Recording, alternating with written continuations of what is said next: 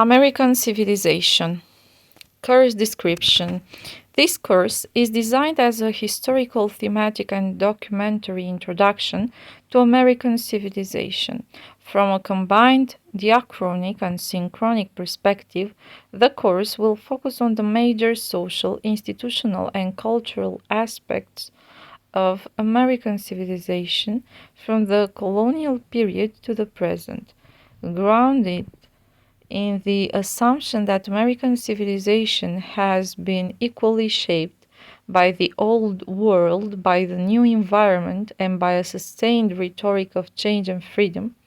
The course investigates the pragmatic adjustment of this rhetoric to the shaping forces of history and society.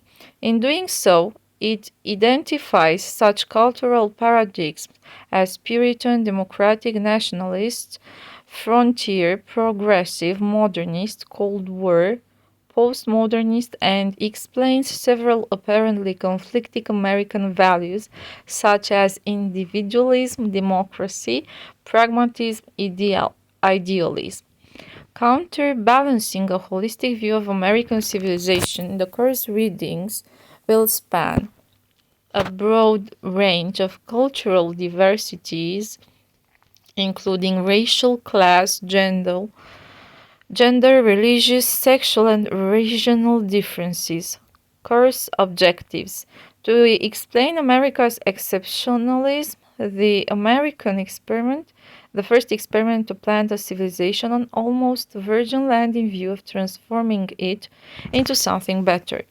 To identify and explain several cultural paradigms: Puritan, democratic, nationalistic, frontier, progressive. To encourage an inter and multidisciplinary approach to the study of American civilizations. Course format: the course emphasizes class discussion and intensive work on improving analytical thinking and writing about controversial issues and debates. Usually, our meetings will consist of an introductory lecture followed by collective discussions of the assigned readings. That is, after an introduction meant to place the readings in their appropriate historical and cultural contexts. Students give presentations on specific aspects of a selected work concerned with the topic under discussion. Requirements and assessments. Beyond the lecture session, at which students' presence is required at least 50% attendance rate, there are also individual or group presentations and an in-class final examination. 1. Individual or group presentations. Students will take turns in exposing the core ideas and explaining the significance of works selected from the schedule of readings and assignments. Each oral presentation will be accompanied by visual support, including only the main ideas from the selected text. The main speaking points on a single slide, just a few lines, not necessarily fully formed sentences. Further details and information will not be read but delivered freely in front of the class. Students must choose a text for presentation within the first 2 weeks of class. After that, they will no longer be allowed to. 2. Final examination.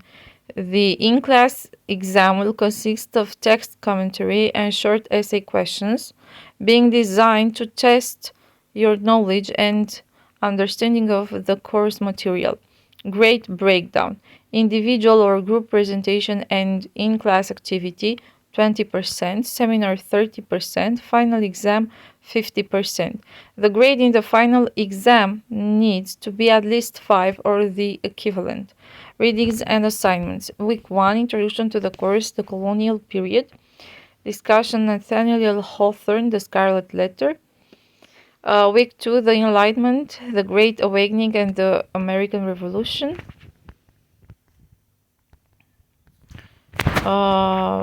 Present on Jonathan Edwards, Sinners in the Hands of an Angry God, 1741. Thomas Paine, Common Sense, 1776 excerpt. Benjamin Franklin, Information to Those Who Would Remove to America, 1784. Week 3, the Constitution and the Young Republic, present on J. Hector St. John de Crevecoeur. What then is the American? 1782. David Ramsey, American Innovations on Government, in Government. 1789, Judith Sargent Murray on the equality of the sexes. 1790, Week 4, Manifest Destiny and Westward Expansions. The American Renaissance, present on Frederick Jackson Turner. The Significance of the Frontier in American History. 1893. John O. Sullivan, The Great Nation of Futurity, 1839, The Seneca Falls Declaration of Sentiments and Resolutions, 1848, Sojourner Truth, Ain't I a Woman, 1851, Week 5, Slavery and the Civil War, present on letter by Joseph Taper to Joseph Long, 1840, excerpt, Slavery and the Bible, 1850, John Brown, The Last Speech, 1859. Frederick Douglass, What to the Slave is the 4th of July, 1852. Lydia Child, Slavery's Pleasant Homes, 1843. Frederick Douglass, The Heroic Slave, 1852. Week 6, Reconstruction and Segregation, present on Abraham Lincoln, the first inaugural address, 1861, and the second inaugural address, 1865, Robert B. Elliott's speech on civil rights, 1874, Plessy versus Ferguson, 1896.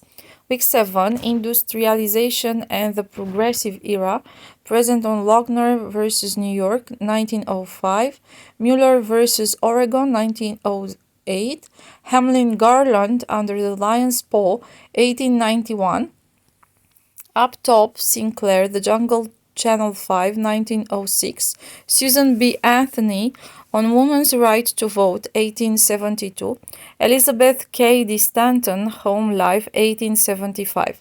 Week 8, National Expansions, Immigration, Exclusion, and Empire, present on People vs. Hall, 1854, Chaya Champing vs. United States, 1889, Sui Sin Far in the Land of the Free, 1900, Frederick Douglass, The Composite Nation, 1869, John Oskison, The Problem of Old Harjo, 1907, Week 9, World War I, The Great Depression and the Rise of the Administrative Welfare State, present on Franklin D. Roosevelt's first inaugural address, 1933, John Steinbeck, The Harvest Gypsies series of articles, 1936. Week 10, World War II and the Age of Affluence, present on Carlos Bulosan, Freedom from Want, 1943, League of United Latin American Citizens, LULAC, World War II and Mexican Americans, 1945, excerpt, Richard M. Nixon, What Freedom Means to Us, 1959. Week 11, Civil Rights Era and its aftermath of racial equality, present on Brown versus Board of Education, 1954, Martin Luther King Jr., I Have a Dream speech, 1963, Malcolm X, The Ballot or the Bullet, 1964, Adrian Rich, Frame, which is a poem.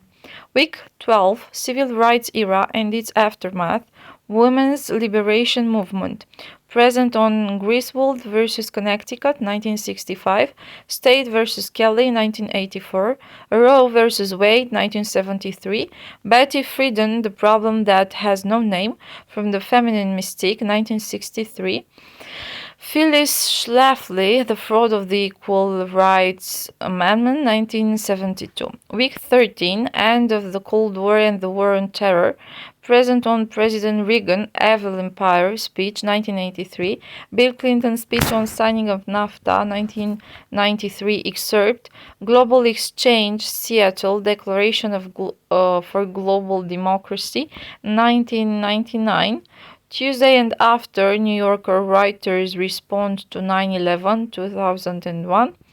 Week 14, a divided nation, the Obama presidency, President Trump, freedom in the 21st century, present on speech of Senator Robert Byrd on the war in Iraq, 2003, Archbishop Roger Mahony, called by God to help, 2006, Barack Obama's first inaugural address, 2009, Justice Anthony Kennedy, opinion of the Supreme Court in Obergefell versus Hodges, 2015, Barack Obama, eulogy at Emmanuel African Methodist Episcopal Church, 2015, Khizr Khan's speech at Democratic National Convention, 2016. And now we have Lecture 1, the Colonial Period. A massive pattern of social migration occurring throughout Europe and Africa in the 17th and 18th centuries, rapid population growth, rise of commercial agriculture, political security, religious freedom. What was the status of the earliest colonies with respect to England? Tendency to replicate British culture and society, Virginia Company. Tendency to forge a new identity distinct from the imperial center. 1. Virginia Company at Jamestown. A joint stock company founded in 1607 by merchants and gentry who had received grants of vast lands from the crown, James I. The southern colonies, plantation agriculture, tobacco and cotton, developed the peculiar institution of slavery in 1620. Slaves were converted to Christianity, though conversion did not set a slave free. The so-called one-drop rule. Enslavement of Indians, the province of Carolina, Virginia. 2. The New England colonies, founded by Pilgrims, Plymouth, Mass., and Puritans, Massachusetts Bay, fleeing religious persecution. They came to this part of the New World on board of the Mayflower, led by William Bradford, the Mayflower Compact, 1620, which is equal with a temporary set of laws for ruling themselves as per majority agreement. First set of rules for self-government, which helped establish the distinctive American tradition of consensual government. The Arabella, a flagship vessel led by John Winthrop. Civil government and church government were one and the same. The Puritans in Massachusetts, for example, made law to suit their idea of a godly society. Rules about heretics, blasphemy, church attendance, and moral behavior. Small, tight-knit, hierarchical communities. The leading citizens were the clergy and the male heads of a household.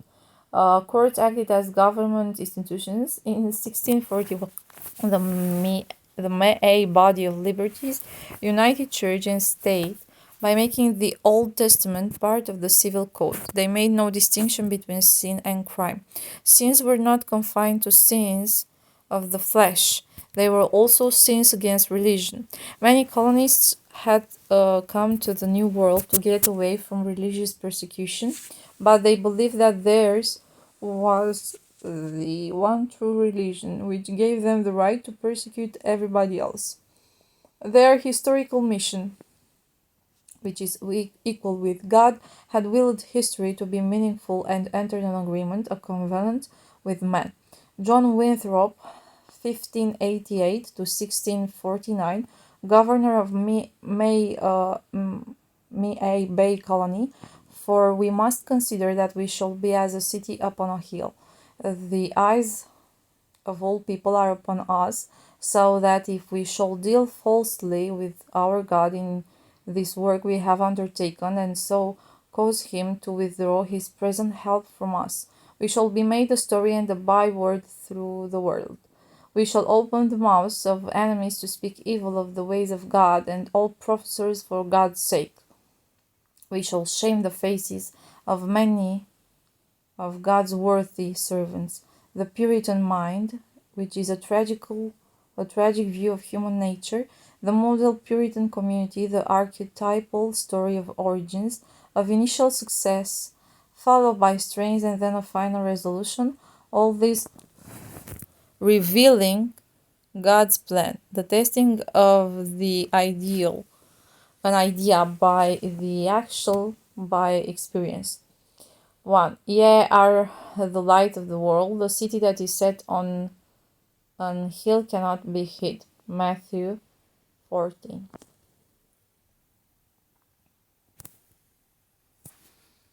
What did punishment consist of in the colonies?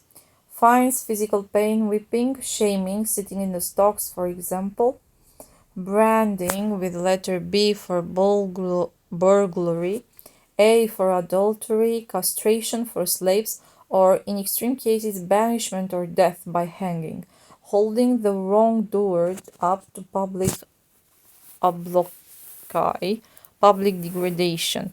Punishment was always in the open before a crowd. Not everybody would or could respond to punishment.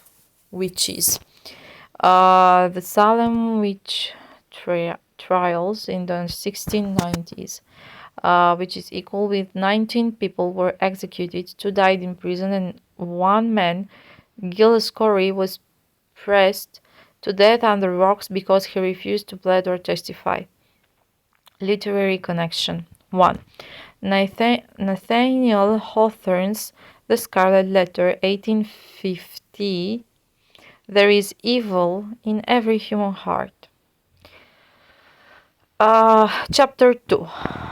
Nathaniel Hawthorne, The Scarlet Letter, Chapter 2.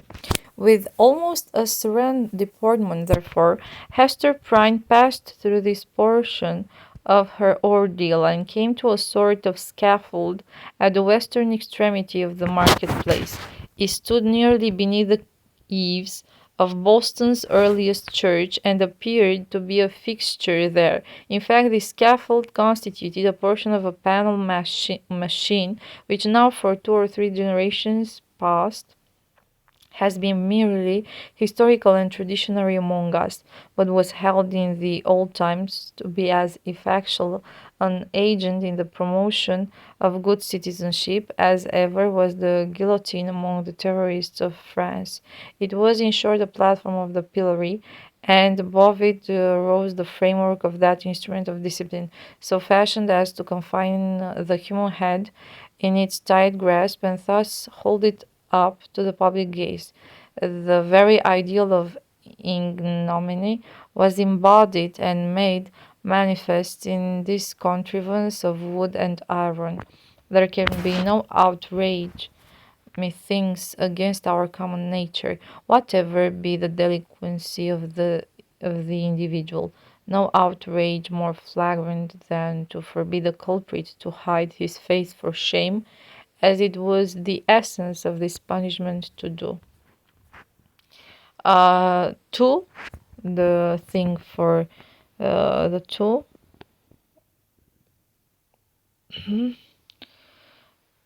Which is, it stood nearly beneath the eaves, the overhanging lower edge of a roof, and also the 3. From the text, we have the very ideal of ignominy, which is disgrace or public shame or dishonor. Okay, and next we have lecture 2.